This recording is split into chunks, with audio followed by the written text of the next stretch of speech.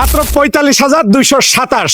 হ্যাঁ, ৪৫,২২৭ বর্গ কিলোমিটারের ছোট্ট একটা দেশ এস্তোনিয়া, ইউরোপের সেনজেন কান্ট্রি, ইউভুক্ত দেশ, যেটা নিয়ে আজ পর্যন্ত একটা ভিডিও বানাই নেই। এমন কিছু ইনফরমেশন দিব এস্তোনিয়া নিয়ে, নতুন করে আপনার ভাবনার জন্ম নেবে ইনশাল্লাহ। এবং আরেকটা বিষয় আপনাদেরকে বলে রাখি, এস্তোনিয়া এমন একটা দেশ, এটাকে ডিজিটাল দেশ বলা হয়। ডিজিটাল দেশ কেন বলা হয়? ইউরোপের একমাত্র ডিজিটাল দেশ যেখানে পেপারের তেমন কোনো ইউজ নাই, সরকারি সমস্ত সেবা মেলে অনলাইনে। এই জন্য এটাকে ডিজিটাল দেশ বলে। আপনারা বাংলাদেশকে ডিজিটাল বাংলাদেশ বলেন, কিন্তু আসল ডিজিটাল দেশ হচ্ছে এস্তোনিয়া, ইউরোপের সেনজেন কান্ট্রি। একটা সময় প্রচুর ভিসা হয়েছে, ভিসা রেশিও অনেক ভালো ছিল, কিন্তু আপনারা জানেন যে দীর্ঘদিন বাংলাদেশ থেকে ইন্ডিয়ার টুরিস্ট ভিসা কিন্তু বন্ধ থাকার কারণে ভিসা পেতে বা ভিসার জন্য এম্বাসি ফেস করতে অনেক ঝামেলা হয়েছে। এখন যেটা হবে, যেহেতু ইন্ডিয়ার ভিসা অ্যাভেলেবল হয়ে গিয়েছে, এখন কিন্তু এস্তোনিয়ার জন্য চেষ্টা করা যেতেই পারে। আর একটা বিষয় বলে রাখি, যারা মিডল ইস্টে আছেন, আমার বড় সংখ্যক ফ্যান ফলোয়ার কিন্তু মিডল ইস্টে, তারা এস্তোনিয়ার জন্য কিভাবে ট্রাই করতে পারেন? মিডল ইস্টের যে দেশগুলোতে বাংলাদেশিরা থাকে তার মধ্যে দুবাইতে রয়েছে এস্তোনিয়ার এম্বাসি। দুবাইয়ের লোকজন আজকে খুশি হয়ে যাবে আমি জানি। তবে যারা কাতারে রয়েছেন, ওমানে রয়েছেন, কুয়েতে রয়েছেন বা সৌদি আরবে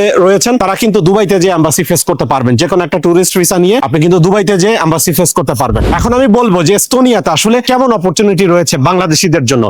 বেশিরভাগ সময় স্টাডি পারমিটে কিন্তু গিয়েছে সব থেকে বেশি বাংলাদেশি, ওয়ার্ক পারমিটে খুব একটা যায় নাই। তবে স্টাডি পারমিট, টুরিস্ট ভিসা, এগুলো নিয়ে আমার কথা বলার কোনো ইচ্ছাই নেই, কারণ কাজের ভিসা, ওয়ার্ক পারমিট ছাড়া আমি কথা বলতে চাই না। আমার ফ্যান ফলোয়াররা কাজের উদ্দেশ্যে যাবে, ওয়ার্ক পারমিট নিয়ে যাবে। সেটা কিভাবে সম্ভব এবং কোন কোন কাজে সব থেকে বেশি সুবিধা রয়েছে সেটা নিয়ে কথা বলবো। কিভাবে যাবেন, এজেন্সি নিয়ে, এগুলো নিয়ে বিস্তারিত বলবো। দেখেন, এখানে আইটি সেক্টরে সব থেকে বেশি অপরচুনিটি রয়েছে। যারা এই যে আইটি এক্সপার্ট যারা আছেন, খুব হাই ডিমান্ডিং জব কিন্তু রয়েছে আইটি সেক্টরে। এবং আপনারা যারা কনস্ট্রাকশন ওয়ার্কার, যারা হোটেল রেস্টুরেন্ট ওয়ার্কার যারা রয়েছেন, তাদের জন্য কিন্তু নিরাশ হওয়ার মতো কিছু না, তাদের জন্য সুযোগ রয়েছে। আরেকটা বিষয় আপনাদেরকে বলে রাখি, ফুড ডেলিভারি করে অনেক বাংলাদেশি ভাইরা রয়েছেন, ফুড ডেলিভারি করে খুব ভালো টাকা ইনকাম করেন। মানে অ্যাজ ইউজুয়াল ইউরোপের অন্যান্য সেনজেন কান্ট্রিতে যেরকম, এরকম স্যালারি কেমন হতে পারে? 946 ইউরো, 946 মানে 946 ইউরো মিনিমাম স্যালারি। তবে ট্যাক্স কাটার পরে এটা অনেক কমে যায়। এটা তো মিনিমাম স্যালারি। যদি আপনার কাজের স্কিল থাকে তাহলে কিন্তু আরো বেশি ইনকাম করা পসিবল। নতুন একটা সম্ভাবনাময় দেশ হতে পারে এটা, কারণ অনেকদিন ধরে কোনো বাংলাদেশি কিন্তু এই দেশটাতে খুব একটা যাওয়ার সুযোগ পাচ্ছে না। এর একটাই কারণ ছিল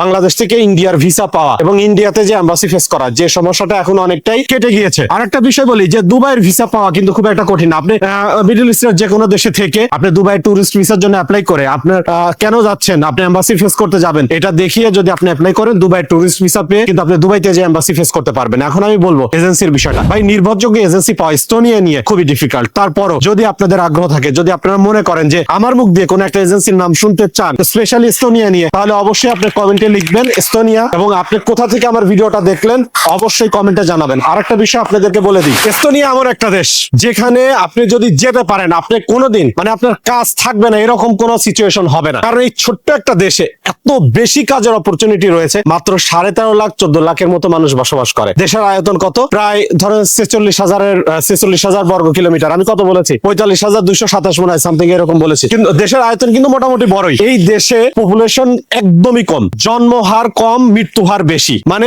মানুষ মারা যায় বেশি, জন্ম নেয় কম, পপুলেশন খুবই কম। আর এই দেশের মানুষজন অনেকেই আছে যে পাশের দেশ আছে লাটভিয়া বা আরো উন্নত দেশ আছে জার্মানি বা ইতালি, নরওয়ে, ফ্রান্স, এইগুলোতে চলে যেয়ে কাজ করে, যার কারণে এখানে প্রচুর অপরচুনিটি কিন্তু ক্রিয়েট হয়। আর একটা বিষয় বলে দিই, 5 বছর থাকলে আপনি পিআর পাচ্ছেন। পিআর যখনই, এস্তোনিয়ার পিআর যখনই আপনি পেয়ে যাবেন, তখনই কিন্তু ইউরোপের অন্যান্য সেনজেন কান্ট্রিতে যে কাজ করার আপনার সুযোগ হয়ে যাবে। আপনি যদি এস্তোনিয়ার পিআর নিয়ে ধরেন, আপনার সাপোজ মনে করেন যে আপনি নরওয়েতে যাবেন, সুইডেনে যাবেন, ইতালিতে যাবেন, জার্মানিতে যাবেন, আপনি লিগালি কিন্তু কাজ করতে পারবেন। পিআর অনেকটা পাসপোর্টের মতোই। পাসপোর্ট থাকলে হয়তো পাসপোর্টের আলাদা কিছু সুবিধা আছে, কিন্তু পিআর থাকলে সেনজেন আপনার জন্য উন্মুক্ত। যে কোনো দেশে যে আপনি সারা জীবন কাজ করতে পারবেন। এটাই হচ্ছে পিআর এর সব থেকে বড় সুবিধা। অন্যান্য দেশে যেমন প্রায় 10 বছর লেগে যায়, এখানে কিন্তু 5 বছরে আপনি পিআর পেয়ে যাবেন। যেহেতু বাংলাদেশি কম, মানে বিভিন্ন দেশ থেকে এসে এখানে চাকরি প্রার্থী বা অভিবাসন প্রার্থীর সংখ্যা অনেক কম, যার কারণে পিআর এর প্রসেসটা হইতে খুব বেশি সময় লাগে না। অল্প দিনে 5 বছর, মানে 5 বছরে কিন্তু পিআর পাওয়া যায়। এস্তোনিয়া নিয়ে চিন্তা করেন, ইনশাল্লাহ কমেন্টে জানান। এস্তোনিয়া নিয়ে খুব ভালো একটা এজেন্সির সন্ধান আমি খুব শীঘ্রই দিয়ে দেওয়ার চেষ্টা করবো। সতর্কতা, আমরা ভিসা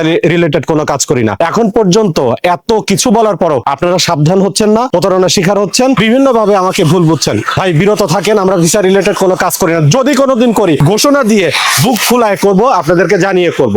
ভালো থাকবেন সবাই।